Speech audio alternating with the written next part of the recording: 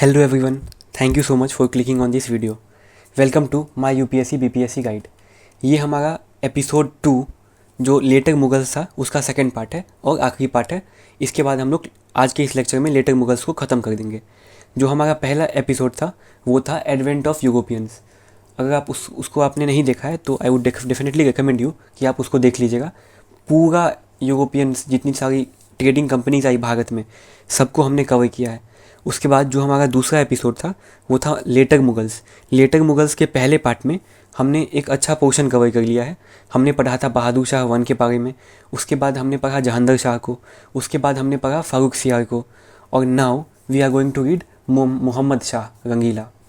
अब देखिए, हमने पिछले लेक्चर में ये देखा था कि जो फारूक सियार थे, फारूक सियार को किसने मारा? फारूक सियार को मारा पेशवा बालाजी विश्वनाथ की मदद से सैयद ब्रदर्स ने। कब? 1719 में। तो 1719 में एक और मुग़ल रूलर मारा गया। उसके बाद शासन पे कौन आता है? तो शासन पे आता है मोहम्मद शाह। कब से? 1719 से लेके 1748 तक। तो ये जो 1719 से 48 तक शासन करते हैं, ये एक बहुत ही लंबा टेन्योर तक शासन करते हैं, क्योंकि अगर आप पिछले 4 राजाओं को देखें तो वो बहुत ही कम टाइम तक शासन कर रहे थे। ऐसा क्यों था, कैसे था, आइए पढ़ते हैं नीचे। जैसा कि हमने पहले भी पढ़ा कि जो राजा बन गए थे वो किसी नोबल के मदद से बन गए थे। जैसे कि अगर हम उनकी बात करें, फारूक सियार की बात करें, तो Farrukh Siyar became the ruler with the help of a noble called Syed brothers, Abdullah Khan and Hasan Ali Khan. Similarly अगर हम जहांगीर शाह की बात करें तो Jahangir Shah became ruler with the help of a noble called Zulfiqar Khan, isn't it. अब मोहम्मद शाह किसकी मदद से बनते हैं? तो a powerful group of noble headed by Chin Qilich Khan. तो what is the name of the noble? Chin Qilich Khan. Were wary of growing power of Syed brothers. तो उस टाइम जो सैयद ब्रदर्स थे, मतलब जो जिसने फारूक सियार को राजा बनाया, फारूक सियार को हेल्प किया थ्रोन लेने में, तो सैयद ब्रदर्स जो नोबल था उससे सब लोग वरी थे। कौन कौन वरी था? तो चिंग किलिच खान जो अनदर बहुत ही वाइज नोबल है वो वरी थे। उसके बाद फिर मोहम्मद शाह, क्योंकि 1719 में मोहम्मद शाह राजा बनता है, ठीक है। उस टाइम भी सैयद ब्रदर्स थे, तो सैयद ब्रदर्स से मोहम्मद शाह भी मतलब थोड़ा सा वरी रहते थे, और चिंकिलिज खान भी, ठीक है। तो Mohammad Shah also wanted to free himself from the control of Syed brothers, because हो क्या रहा था फारूक सियार के टाइम में कि जो एक्चुअल एडमिनिस्ट्रेशन था वो सैयद ब्रदर्स ही होल्ड कर रहे थे, और वहाँ का अब्दुल्ला खान प्राइम मिनिस्टर बना हुआ था और Hasan Ali Khan the chief treasurer, ठीक है। तो जो एक्चुअल एडमिनिस्ट्रेशन था वो सैयद ब्रदर्स के हाथ में था, पर मोहम्मद शाह चाहते थे कि इनके अंदर भी पावर रहे, और that's why he want to free himself from Syed brothers. So with the help of Chinqilich Khan finally he eliminated Syed brothers in 1720। तो फाइनली 1720 में सैयद ब्रदर्स को इन लोगों ने एलिमिनेट कर दिया with the help of Chinqilich Khan. Chinqilich Khan is a very known name. Chinqilich Khan एक बहुत ही famous, बहुत ही वाइज नोबल थे उस टाइम के। चिंकिलिज खान की मदद से क्या किया? मोहम्मद शाह ने सैयद ब्रदर्स को एलिमिनेट कर दिया। Now it was a chance to save Mughal empire and revive the prestigious previous glory, but Mohammad Shah was not the man of the moment. इसका मतलब क्या हुआ ये समझिएगा, ये मतलब थोड़ी सी इंपॉर्टेंट बात है। कहने का मतलब ये है कि जब सैयद ब्रदर्स को एलिमिनेट किया गया उसके बाद मोहम्मद शाह के अंदर एक टाइम था जब जो मुग़ल ने अपना जो एक पुराना ग्लोरी था उसको डिक्लाइन कर लिया था। अब मुग़ल डिक्लाइन कर रही थी, उस ग्लोरी को वो लोग वापस ला सकते थे, पर ये जो मोहम्मद शाह है ही is not the man of the event. कहने का मतलब ये हुआ कि मोहम्मद शाह ऐसे रूलर थे जो कि एडमिनिस्ट्रेशन या फिर well being of the kingdom में ज़्यादा नहीं रहते थे। He was more indulge in the liquor and women, तो प्लेजर में ज़्यादा थे, and he was less in the administration. But it was the time, a chance was there कि आप मुग़ल के ग्लोरी को वापस ला सकते थे, पर ऐसा हुआ नहीं। क्यों? Because the ruler Mohammad Shah was not the man of the moment. Moving forward, Mohammad Shah was weak minded and frivolous. He often referred as Rangila because of his fondness to wine and women. अब देखिए, ये जो मोहम्मद शाह है, मोहम्मद शाह के नाम पे आपको हमेशा उसके आगे रंगीला एक वर्ड मिलेगा, रंगीला। ऐसा क्यों है पता है? Because he was much indulge in wine and women. कहते हैं ना रंगीन आदमी है, मतलब बहुत ही प्लेजर में इन्वॉल्व है, बहुत ही लस्ट में, वाइन और वुमेन में इन्वॉल्व है।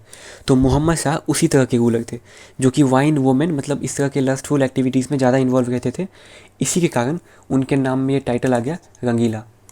हमने देखा था कि जो लेटर मुगल्स में पहले किंग को पढ़ा तो बहादुर शाह वो टाइटल आया था उनमें, क्यों? क्योंकि उन्होंने अपने भाइयों को हराया था और तब वो थ्रोन पे आए थे।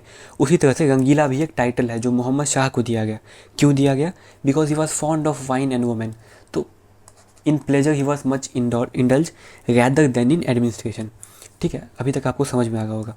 During his tenure and irreversible decline of Mughal empire initiated and started to break up.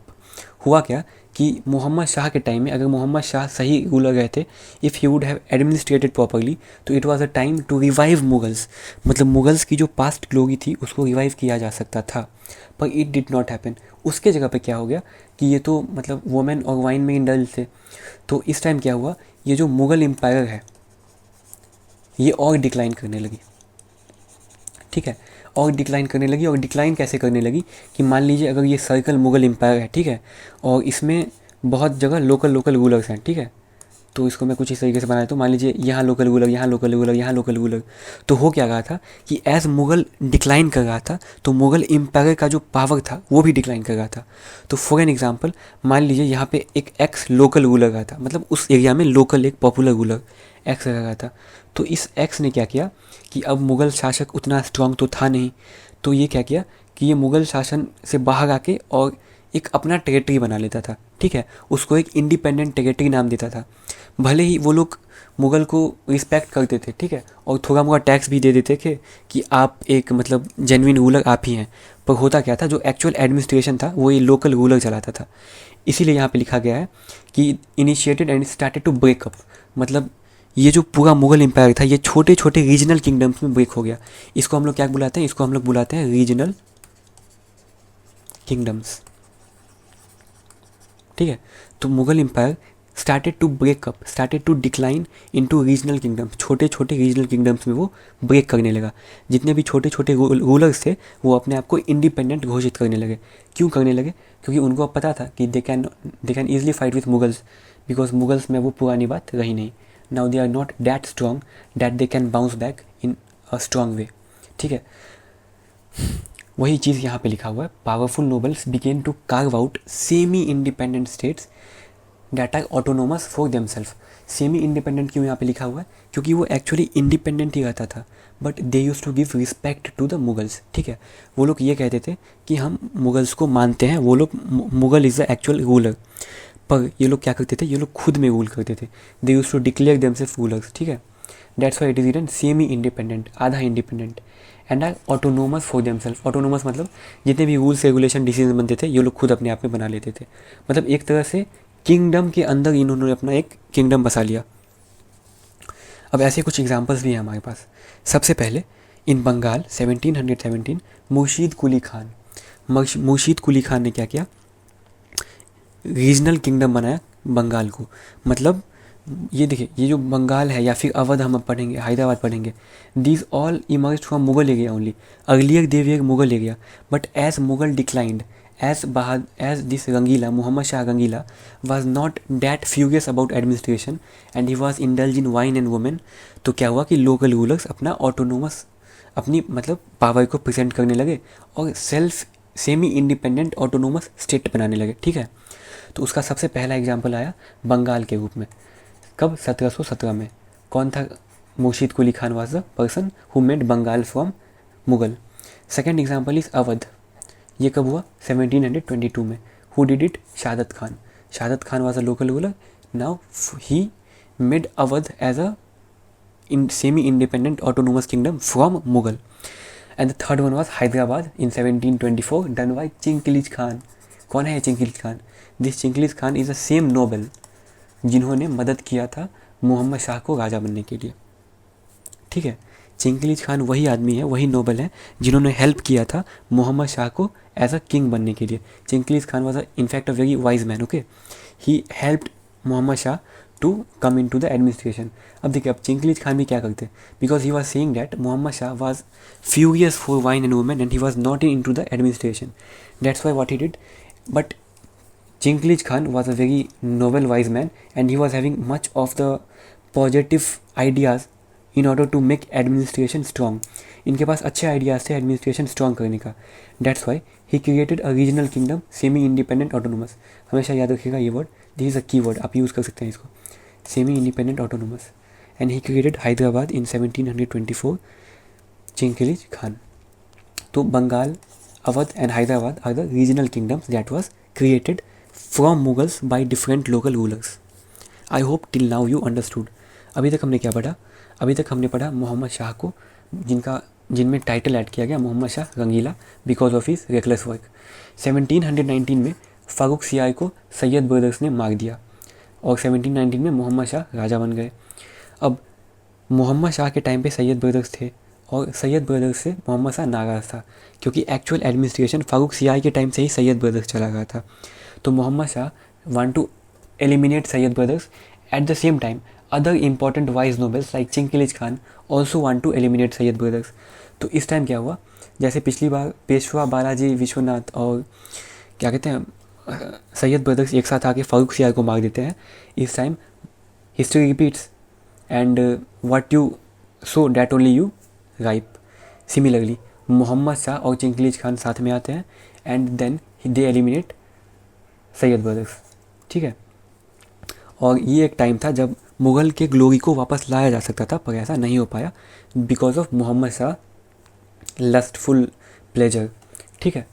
After that हम क्या कर सकते हैं कि यहाँ से मुग़ल का डिक्लाइन, जो इरिवर्सिबल डिक्लाइन था, जो कि कभी रिवर्सिबल नहीं हो सकता था, वो स्टार्ट हो गया. होने क्या लगा कि रीजनल किंगडम्स में ये ब्रेक होने लगे. ठीक है. जिसको हम लोग सेमी इंडिपेंडेंट ऑटोनोमस किंगडम कहते हैं. एग्जाम्पल है बंगाल 1717 में, अवध 1722 में और हैदराबाद 1724 में. मुर्शीद कुली खान, शादत खान, चिंकिलिज खान. ये चिंकिलिज खान कौन है? वही नोबल जिन्होंने मोहम्मद शाह को हेल्प किया था एलिमिनेट करने में इसको, सैयद ब्रदर्स को. ठीक है. अब्दुल्ला खान और Haidar Ali Khan, Hasan Ali Khan. Now we are in 1739. अब 1739 में एक बहुत ही इंपॉर्टेंट इवेंट होता है. इंपॉर्टेंट क्या, बहुत ही बुरा इवेंट होता है. क्या होता है कि Nadir Shah, who is this Nadir Shah? Nadir Shah is a invader. Invader मतलब क्या हुआ? घुसपैठ. ठीक है. जैसे एक विदेशी आया और भारत में घुसपैठ करके यहाँ की सामान को चोरी कर रहा है, उसी को कहते हैं इन्वेडर. तो Nadir Shah was a invader of Persia. Persia मतलब कह सकते हैं कि आज का जो जर्मनी साइड है, मतलब एग्जैक्ट जर्मनी नहीं पर अराउंड, तो डैट इज़ पर्शिया. तो इन 1739 Nadir Shah from Persia invaded India, मतलब इंडिया में घुसपैठ किया, आक्रमण किया and defeated Mughals in the battle of Karnal. तो नादिर शाह 1739 में पर्शिया से आकर बैटल ऑफ करनाल फाइट करता है. किसके साथ? मुगल्स के साथ. Who is winning this battle of Karnal? Nadir Shah wins and Mughals as they are declining, मतलब they are weak, Mughals lose. He capture the area lying west of river Indus. तो इन्होंने मतलब नादिर शाह ने वो सारी एरिया कैप्चर कर लिए जो वेस्ट ऑफ रिवर इंडस था. इंडस आपको पता ही है. If you see the head, the neck area of India, if you see the neck area of India, इस साइड पाकिस्तान है. ठीक है. ऊपर अफगानिस्तान है और इस साइड इंडस है. तो इंडस जो है, इंडस इसके मतलब वेस्ट साइड में, मतलब जितना सा भी एरिया है, इसको क्या किया? इसको नादिर शाह ने कैप्चर कर लिया. ठीक है.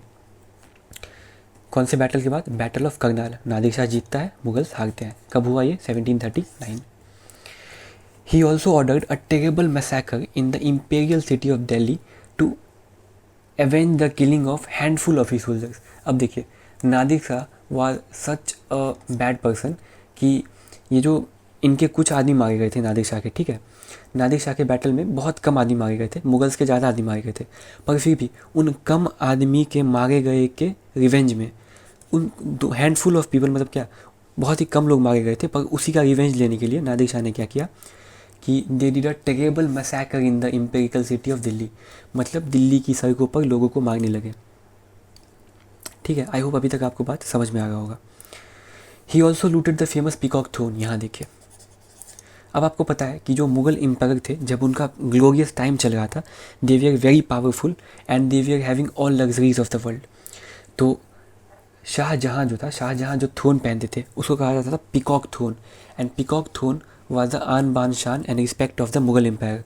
तो हुआ क्या कि बैटल ऑफ करनाल को नादिर शाह जीत लेता है, मुगल्स हार जाते हैं.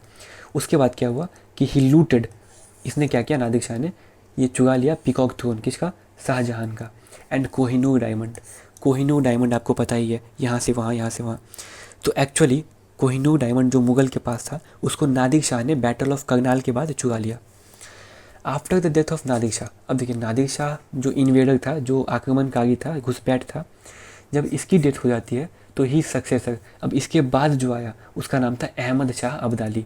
ही invaded India 8 times. You can imagine how much time he invaded India and how much weak were the Mughals that they could not even stop them and not even finish them. So after Nadir Shah death, Ahmad Shah Abdali became the successor and he invaded India 8 times from 1748 to 1767. तो ये around 50 और 17 मतलब 18-19 साल में 8 बार इसने invade कर दिया भारत को। तो ये थी मोहम्मद शाह की कहानी, Mohammed Shah Rangeela. So this was the story of Mohammad Shah Rangeela. I hope you understood Mohammed Shah Rangeela. सबसे पहले हमने पढ़ा बहादुर शाह 1 को, फिर हमने पढ़ा जहांगीर शाह, फिर हमने पढ़ा Farrukh Siyar. Then after we see that in 1719 1719 Syed brothers Farrukh Shah को मार देता है। उसके बाद Mohammed Shah becomes the king. This is the story. With the help of Chinkilich Khan he gets into the throne and then after in battle of Karnal, Nadir Shah invades and he wins and then he takes the Peacock throne and the Kohinoor diamond. Nadir Shah के मरने के बाद अहमद शाह अब्दाली आता है जिसने भारत को 8 बार आक्रमण किया, 8 बार इन्वेड किया 1748 से लेकर 1767 तक। अब इसके बाद जो हम कुछ रूलर्स पढ़ने वाले हैं वो उतने इंपॉर्टेंट नहीं है, पर हाँ आपको जानना चाहिए कि इनके टेन्योर पे क्या हुआ, इनके टाइम पे क्या हुआ। ठीक है, अब देखिए अब हम पढ़ रहे हैं अहमद शाह को। Remember this Ahmad Shah is not that invader Ahmad Shah Abdali, this Ahmad Shah is a ruler, Mughal ruler. ठीक है, अहमद शाह अब्दाली कोई और था और ये अहमद शाह कोई और है। ठीक है, तो he is a king, he is not the invader. इनका भी नाम अहमद शाह ही था। तो Ahmad Shah ruled from 1748 to 1754। अब इनके टाइम पे क्या हुआ, he was also a man of poor intellect and mismanaged everything. तो पुराने जितने भी लेटर मुगल्स हैं उनके जैसे ये भी थे, मतलब पुअर इंटेलेक्ट, ज़्यादा इंटेलिजेंट नहीं, ज़्यादा एडमिनिस्ट्रेशन में स्मार्ट नहीं, एंड मिसमैनेज्ड एवरीथिंग। और अपने एडमिनिस्ट्रेशन को बहुत ही गंदे तरीके से इन्होंने भी उसको किया, because he was also a man of poor intellect like previous, like if you see Farrukh Siyar, if you see Mohammed Shah Rangeela, तो उनके तरह ही अहमद शाह भी थे। During his tenure Abdali invaded Mughal India twice. तो मैंने आपको बताया था कि Ahmad Shah Abdali invaded India 8 times. In these 8 times, 2 times was from 1749 to 1752. Okay, during the time of Ahmad Shah. He also captured Multan and Punjab.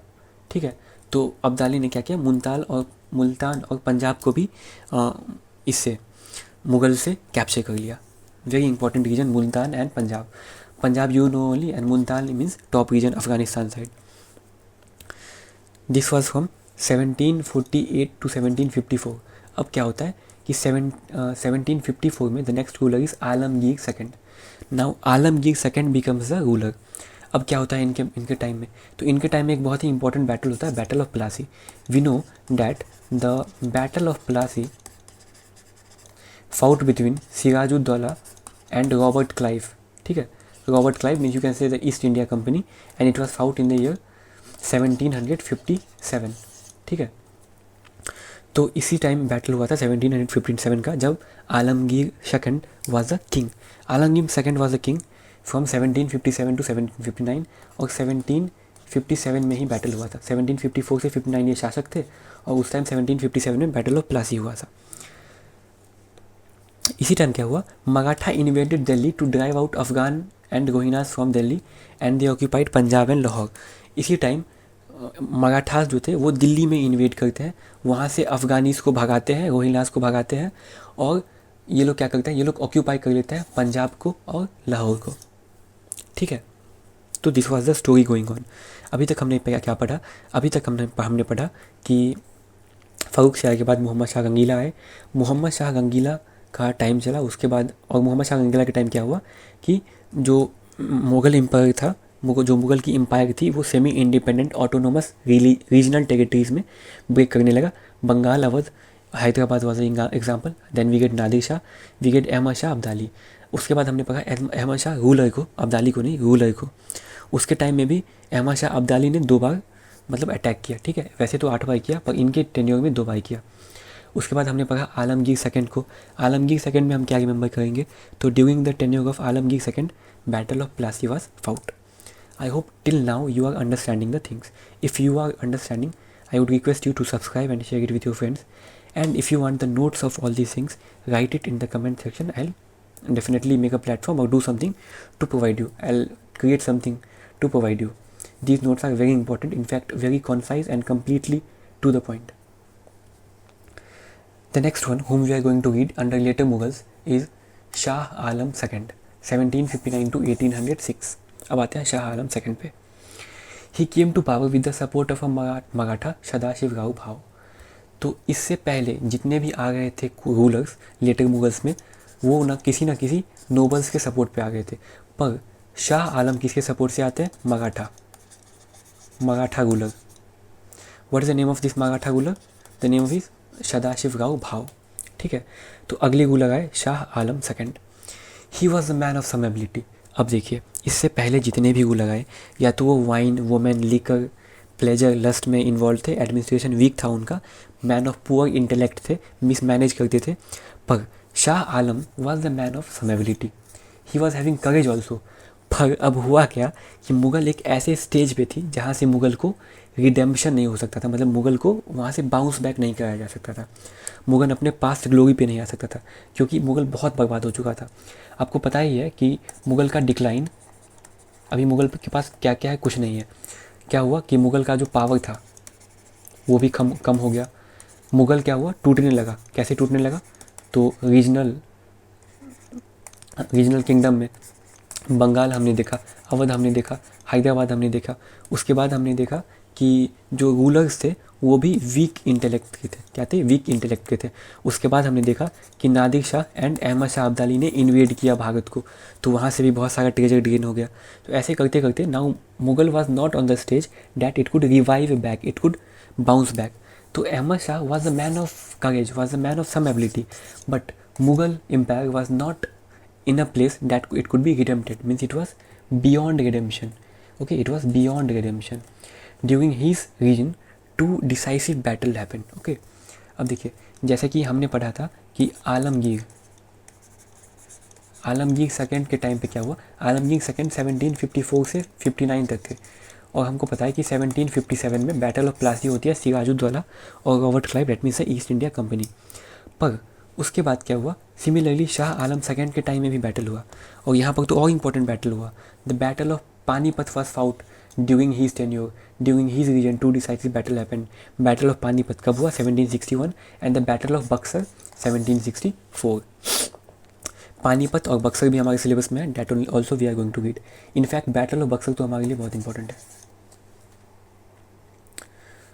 तो विच 2 battles happened under rule of Shah Alam II? Then you can answer the Battle of Panipat 1761, Battle of Buxar 1764.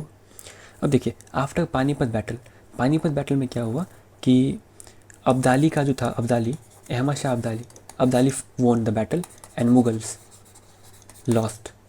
कौन सा battle? Panipat, ठीक है। So what will happen, see after Panipat battle Abdali exiled Mughals. अब जैसे ही अब्दाली जीत गया तो इसने क्या किया, यहाँ के जो मुगल शासक थे, कौन थे? Shah Alam second.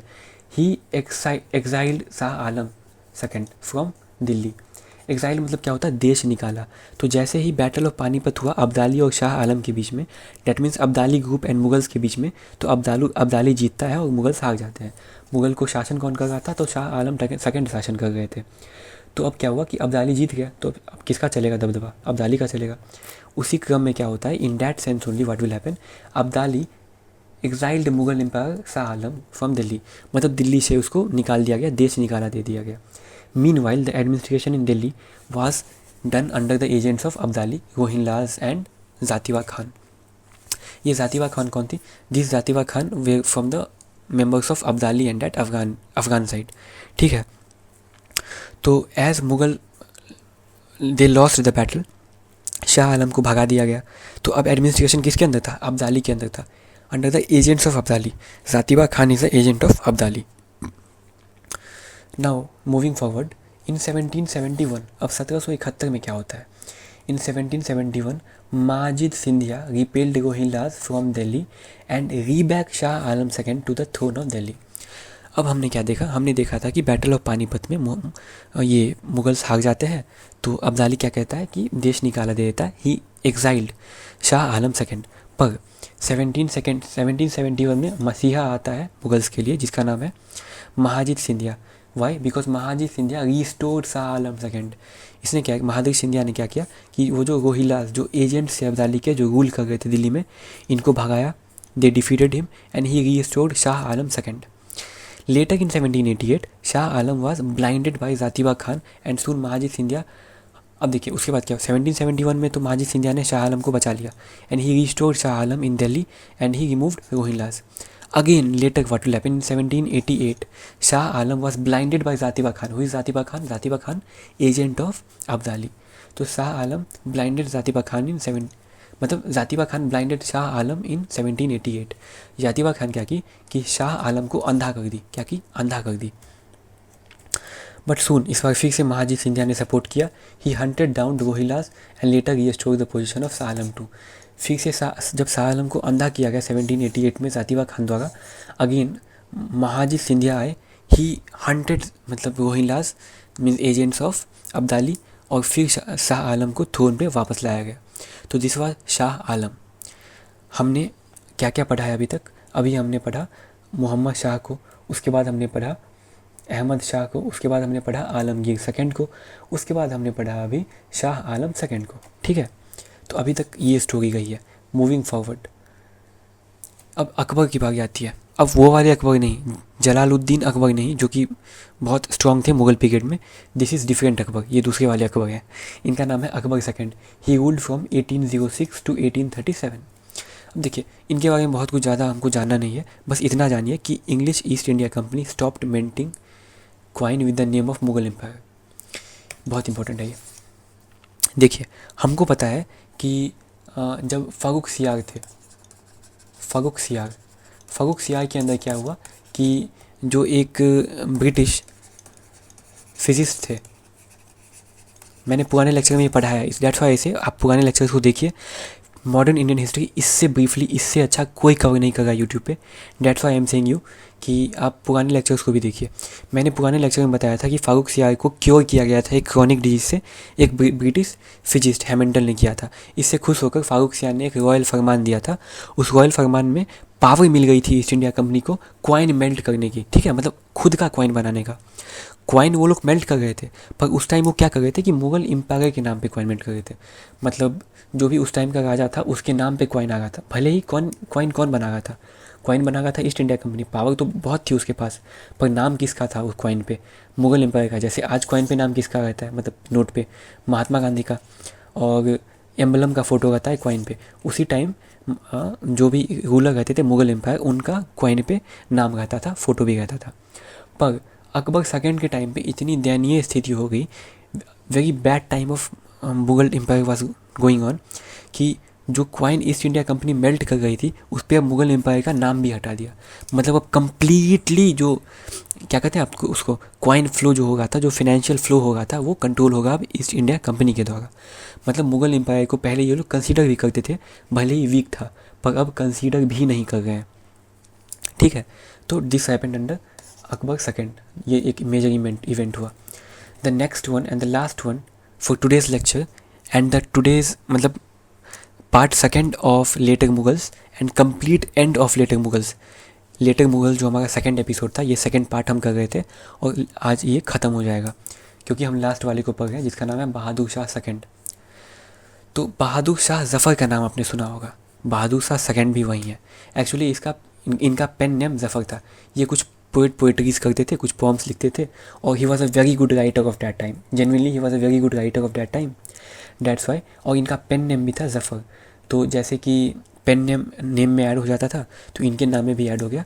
He was Bahadur Shah second, but later on he came to be known as Bahadur Shah Zafar. अब ये बहादुर शाह जफ़र वही है जिनको हेड बना दिया गया था, मतलब एक फेशियल हेड बना दिया गया था रिवॉल्ट ऑफ 1857 के टाइम पे, और इनको हमको बाद में भी पढ़ना है, तो he is important for us. During his tenure the mighty revolt of 1857 happened. Mighty revolt क्यों कहा गया है? क्योंकि बहुत सारे हिस्टोरियंस इसको फर्स्ट वॉर ऑफ इंडिपेंडेंस कहते हैं। हमको पता है कि 1947 में वी गॉट फ्रीड, बट जो इग्निशन था फ्रीडम का वो बहुत पहले से आ गया था। और 1857 को कुछ लोग ऐसा मतलब मानते हैं कि it was the first time when Indians revolted against the Britishers, और ज्वाला चढ़ी, आग चढ़ी in order to get independence. That's why it is in mighty revolt. Means 1857 revolt is known as the first war of independence. मतलब अगर आप इसको deeply पढ़ें तो actually it is not the first war of independence. इससे पहले भी बहुत सारे मेजर कदम उठाए गए थे, पर चूंकि ये बहुत ही इंपॉर्टेंट इवेंट था, that's why it is known as first war of independence. तो during his tenure, during the tenure of Bahadur Shah Zafar, Bahadur Shah second, revolt, mighty revolt of 1857 happened in which Mughal empire provided it leadership. तो जो mighty revolt हुआ 1857 का, जो सिपाही mutiny हुआ, मैं इसको बताऊंगा आगे भी, अगले लेक्चर्स में थोड़ा आगे। जो सिपाही म्यूटिनी हुआ, मतलब जो सिपाही थे हमारे, जो इंडियन सिपाही थे, उन्होंने क्या किया, रिवॉल्ट किया। तो किसके लीडरशिप में किया? लीडरशिप बहादुर शाह जफर की लीडरशिप में किया। अब देखिए, बहादुर शाह जफर लगने नहीं गए थे, पर यस, अगर देखिए, if you are fighting making a group, if you are fighting against somebody, और आपका कोई एक हेड नहीं है, कोई एक रूलर नहीं है, कोई क्राउन नहीं है, तो it becomes very difficult to win. That's why जो सिपाही थे, जब वो रिवॉल्ट कर रहे थे ब्रिटिशर्स के विरुद्ध में, तो they made Bahadur Shah Zafar as their leader. ठीक है, यही चीज़ यहाँ पे लिखी गई है, मैंने अपने नोट्स में आपको दे दिया है। दैट्स वाई ऐसे these notes are very precise and very filtered. If you want it, write in the comment section. I'll give you the details from where you can get it. During the course of revolt, he was captured and deported to Rangoon. Rangoon क्या है? एक jail है basically, एक Rangoon place का नाम है जहाँ पे जेल है, रंगून जेल इन बर्मा। ठीक है, तो जब रिवॉल्ट चल रहा था 1857 का, उस टाइम क्या किया गया कि बहादुर शाह जफर को मतलब पकड़ लिया गया और उनको प्रिजनर बना दिया गया और उनको भारत से दूर भेज दिया गया। क्योंकि मतलब देखिए, ब्रिटिश बहुत तेज थे ना, British were very clever. They were knowing that if this sipahi mutiny, if this revolt of 1857 will have a leader, then Indians are really going to expel us, भगा देंगे हमको। तो इसने क्या किया, मतलब ईस्ट इंडिया कंपनी ने कि ये जो सिपाही म्यूटिनी चल रहा था, रिवॉल्ट ऑफ 1857 चल रहा था, तो इसके जो लीडर थे, जो वर्चुअल लीडर थे, उसी को ख़त्म कर दिया और उसको बहादुर शाह जफर को पकड़ लिया गया, उनको प्रिजनर बना दिया गया और उनको भारत से ही निकाल दिया गया। Means they want to completely stop the mighty revolt of 1857 and the sipahi mutiny because they want to break the leadership. Bahadur Shah Zafar को पकड़ा गया और उनको भेज दिया गया बर्मा। उस टाइम का बर्मा आज का म्यांमार है। ठीक है, तो उनको म्यांमार में रंगून भेज दिया गया। रंगून जगह पे एक रंगून जेल था and where he died in 1862। तो 1837 से 1857 तक क्या हुआ, बहादुर शाह जफर रूल कर गए थे दिल्ली में। 1857 में माइटी रिवॉल्ट हो गया। उसके बाद क्या हुआ कि 1857 में इनको पकड़ लिया गया, इनको रंगून जेल भेज दिया गया बर्मा में, and finally in 1862 he got killed, executed. So this was all about the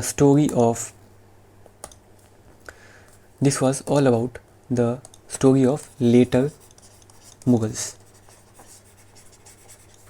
So friends, as we know that we started our modern India. जब हम लोग अपना मॉडर्न इंडिया का लेक्चर 1 स्टार्ट किया था, तो हमने एपिसोड 1 के नाम से उसको लॉन्च किया था। नाम था एडवेंट ऑफ यूरोपियंस। उसके बाद एपिसोड 2 जो हमारा था, एपिसोड 2 ये क्या था, ये था लेटर मुगल्स। अब इस लेटर मुगल्स में भी पहला पार्ट था और दूसरा पार्ट था, और आज हमने इस दूसरे पार्ट को भी कवर कर लिया। पहला तो हमने प्रीवियस लेक्चर में ही कवर कर लिया था। तो एंड स्क्रीन में मैं प्रीवियस लेक्चर का लगा दूंगा। If you have not seen the previous lecture, do watch it and please do subscribe because we are bringing a very important content for you all. इसके साथ मैं एक और चीज़ कहूँगा कि you can share our videos with your friends, because ये जो मैं नोट्स शेयर कर रहा हूँ, these notes are notes of coaching material, and for that you have to pay 2 lakh 2.5 lakh in coaching, and these notes I'll provide you at whatever minimum possible in the notes. If you want the notes, write it in the comment section. Okay, write it in the comment section. I'll provide you the platform from where you can get all these notes. And please share it with your friends because modern Indian history in the easiest way I am covering, और ये कोई cover नहीं करेगा ऐसे. उसके बाद मैं एक और चीज़ आपको बता दूँ, अगर आपकी मैथ्स वीक है, सब कुछ फ्री ऑफ कॉस्ट है, अगर आपकी मैथ्स वीक है तो सी सैट सीरीज़ भी चल रही है. If you support CSAT series, मैं इसका अगला वीडियो भी लाऊंगा. जो पहला वीडियो है वो 2024 का जितना भी मैथ और रीजनिंग का क्वेश्चन है उसमें की करवाया जा रहा है. तो अगर आपकी मैथ्स रीजनिंग बिल्कुल भी वीक, मतलब ज़रा सा भी वीक है, आप लेक्चर्स को देखिए. अगर आपको क्वेश्चंस आ भी रहा है पर फिर भी देखिए, because I am teaching word by word. अगर किसी वर्ड में, किसी क्वेश्चन में लिखा गया है कि व्हाट इज़ एक्सप्रेशन, तो मैं समझाता हूँ कि एक्सप्रेशन क्या है. But everything I am explaining. So I hope this video was helpful. Thank you so much. From the next video, we are going to start our next topic of Mughal India, means modern Indian history, and the name of the topic is going to be, let me check later, Mughals we did, and yeah, now we are going to do decline of Mughals. तो जो हमारा अगला topic रहेगा वो, मतलब episode 3 is going to be decline of Mughals. A very, very important topic. That's all. Thank you.